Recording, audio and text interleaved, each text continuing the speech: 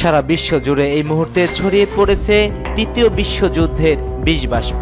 এই ভয়াবহতার মধ্যে আমাদের হাতে এসেছে কিছু চাঞ্চল্যকর আন্তর্জাতিক আপডেট সংবাদ। জানিয়ে দিচ্ছি এই সংবাদগুলোর শিরোনাম। প্রথমেই থাকছে, মাটির নিচে ক্ষেপণাস্ত্রের শহর গড়ে তুলছে ইরান। একদিকে আগুনে পুড়ছে, অন্যদিকে ঠান্ডায় কাঁপছে আমেরিকা। জানিয়ে দিচ্ছি, ট্রাম্পের শাসনামলে পরমাণু বোমা বানাবে ইরান, বলছে আয়াতুল্লাহ আলী খামেনি। একই সঙ্গে জানিয়ে দেব, গাজায় যুদ্ধবিরতির জন্য আলোচনায় কাতারে যাচ্ছেন মোসাদের প্রধান।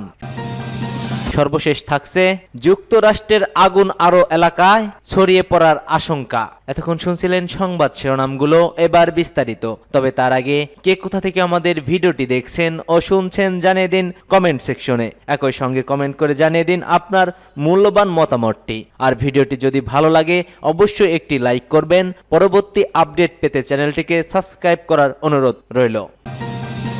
মাটির নিচে ক্ষেপণাস্ত্রের শহর গড়ে তুলছে ইরান। সবার চোখ ফাঁকি দিয়ে মাটির নিচে ক্ষেপণাস্ত্রের শহর গড়ে তুলছে ইরান। সম্প্রতি এর ভিডিও প্রকাশ করেছে দেশটি। এতে উদ্বেগে পড়েছে তেহরানের চিরশত্রু ইসরায়েল। কারণ দশকের পর দশক ইরানের সঙ্গে ছায়াযুদ্ধ লিপ্ত তেল আবিব। সম্প্রতি ছায়াযুদ্ধের খোলস ছেড়ে একে অপরের ভূখণ্ডে সরাসরি হামলা ও পাল্টা হামলা চালাচ্ছে দেশ দুটি। উত্তেজনাকর এমন পরিস্থিতির মধ্যে ক্ষেপণাস্ত্রের শহরের ভিডিও প্রকাশ করল খামেনির দেশ। প্রকাশিত ভিডিওটিতে দেখা যায় ভূগর্ভ স্তর শহরটির দুই পাশে থরথরে সাজানো বিভিন্ন পাল্লার ক্ষেপণাস্ত্র।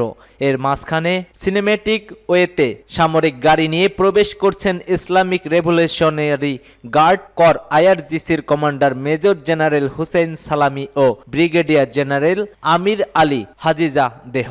ইরানের সংবাদ মাধ্যম মেহের নিউজ জানিয়েছে, অনেক আগেই এই ক্ষেপণাস্ত্রের শহর নির্মাণ করা হয়েছে। গত অক্টোবর ও এপ্রিল ইসরায়েলের বিরুদ্ধে ইরান যে অভিযান চালিয়েছে তার একাংশ পরিচালিত হয়েছে ভূগর্ভ স্তর এ ক্ষেপণাস্ত্র ঘাঁটি ব্যবহার করে। এখানে কি কি ধরনের ক্ষেপণাস্ত্র রয়েছে সেগুলো কোনো পাল্লার সেই সম্পর্কে কোনো তথ্য দেয়নি তেহরান। তবে গত শুক্রবার ইরানের দক্ষিণ পূর্ব ও পশ্চিম অঞ্চলীয় শহর আবাদানে এক অনুষ্ঠানে সালামি ঘোষণা করেন আইআরজিসি অ্যারোস্পেস ফোর্স নতুন বিশেষ ক্ষেপণাস্ত্র তৈরি করছে। একদিকে আগুনে পড়ছে, আর একদিকে ঠান্ডায় কাঁপছে। ভয়াবহ দাবানলে আমেরিকার একদিক যেমন পড়ছে, তেমনি তীব্র ঠান্ডায় কাঁপছে আরেক প্রান্ত। দেশটির দক্ষিণ পশ্চিম থেকে দক্ষিণ পূর্ব অঞ্চল পর্যন্ত 12 কোটি মানুষকে সতর্কতার অধীনে রাখা হয়েছে। শীতকালীন ঝড়ের কারণে বন্ধ ঘোষণা করা হয়েছে দক্ষিণ অঞ্চলের শিক্ষা প্রতিষ্ঠান। প্রধান সড়কগুলো মোটামুটি যান চলাচলে উপযোগী হলেও বিলম্ব হচ্ছে ফ্লাইট চলাচল। আটলান্টায় বাতিল হয়েছে 3 শতাধিক ফ্লাইট। আগামী সপ্তাহের মধ্যে পরিস্থিতির উন্নতি হবে বলে জানিয়েছে আবহাওয়া অধিদপ্তর।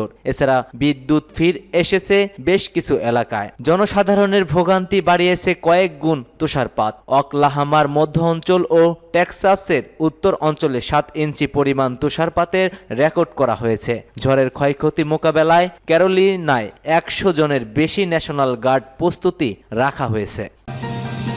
মাত্র এক সপ্তাহ পরে যুক্তরাষ্ট্রের প্রেসিডেন্ট হিসেবে ক্ষমতা গ্রহণ করবেন ডোনাল্ড ট্রাম্প। ট্রাম্প হোয়াইট হাউসে পা রাখলেই তেহরানের সঙ্গে পশ্চিমের সম্পর্কের সমীকরণ কঠিন হয়ে যাবে বলে মনে করছেন বিশ্লেষকরা। এ বিষয়ে একটি প্রতিবেদন প্রকাশ করেছে কাতার ভিত্তিক সংবাদ মাধ্যম আল জাজিরা। প্রতিবেদনে বলা হয়, ইসরায়েল ও মার্কিন নেতৃত্ব খোলাখুলিভাবে আলোচনা করেছে যে ইরানকে লক্ষ্য করে সামরিক হামলা করা হতে পারে। দেশটির পরমাণু স্থাপনাগুলো, বিদ্যুৎ কেন্দ্র, তেল ও পেট্রোল কেমিক্যাল ফ্যাক্টরিগুলোতে হামলা লক্ষ্যবস্তু করতে চায় তারা। তবে এমন হুমকির মধ্যেও ইরানের শাসক গোষ্ঠী, বিশেষ করে সর্বোচ্চ ধর্মীয় নেতা আয়াতুল্লাহ আলী খামেনি এখনো অনড় অবস্থায় রয়েছেন। হামলা রুখতে দেশটির সেনারা বড় ধরনের বেশ কয়েকটি মহড়া করেছে, যাতে গুরুত্বপূর্ণ স্থাপনাগুলোর সুরক্ষা নিশ্চিত করা যায়। ইরানের সাথে পশ্চিমের টানাপোড়েনের মূল রয়েছে দেশটির পরমাণু পরিকল্প।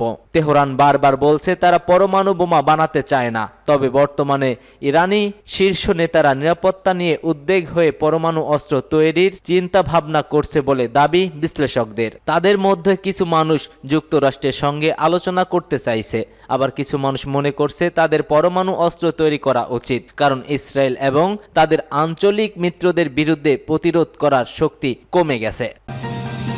গাজায় যুদ্ধবিরতির জন্য আলোচনায় কাতারে যাচ্ছেন মোসাদের প্রধান। ফিলিস্তিনের গাজায় যুদ্ধবিরতি নিয়ে উচ্চ পর্যায়ের আলোচনা করতে কাতারের বিশেষ প্রতিনিধি পাঠানোর ঘোষণা দিয়েছে ইসরায়েল। কাতার ভিত্তিক সংবাদ মাধ্যম আল জাজিরার এক প্রতিবেদনে এসব তথ্য জানানো হয়। প্রতিবেদনে বলা হয়েছে, যুদ্ধবিরতি ও জিম্মি মুক্তির আলোচনা করতে ইসরায়েলের বিশেষ প্রতিনিধি হিসেবে কাতার যাবে ইসরায়েলি গোয়েন্দা সংস্থা মোসাদের প্রধান ডেভিড বার্নিয়া। এর আগে শনিবার যুদ্ধবিরতির উপর জোর দিতে ইসরায়েলি প্রধানমন্ত্রী নেতানিয়াহুর সঙ্গে দেখা করেন ট্রাম্পের মধ্যপ্রাচ্য বিষয়ক দূত স্টিভ উইটক। এদিকে গাজার উত্তরে জাবালিয়ার একটি স্কুলে বোমা হামলায় নারী ও শিশুসহ 8 জন নিহত হয়েছে।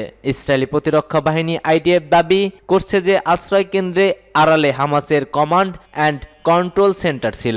গাজা সিটিতে হামলায় নিহত হয়েছেন 2 জন। এ নিয়ে নিহত ছড়ালো 46,000। গাজায় হামলার জবাবে ইসরায়েলের কেরম শালম এলাকায় রকেট হামলা চালিয়েছে হামাস, তবে সেটি ভূপতিতের দাবি করেছে আইডিএফ।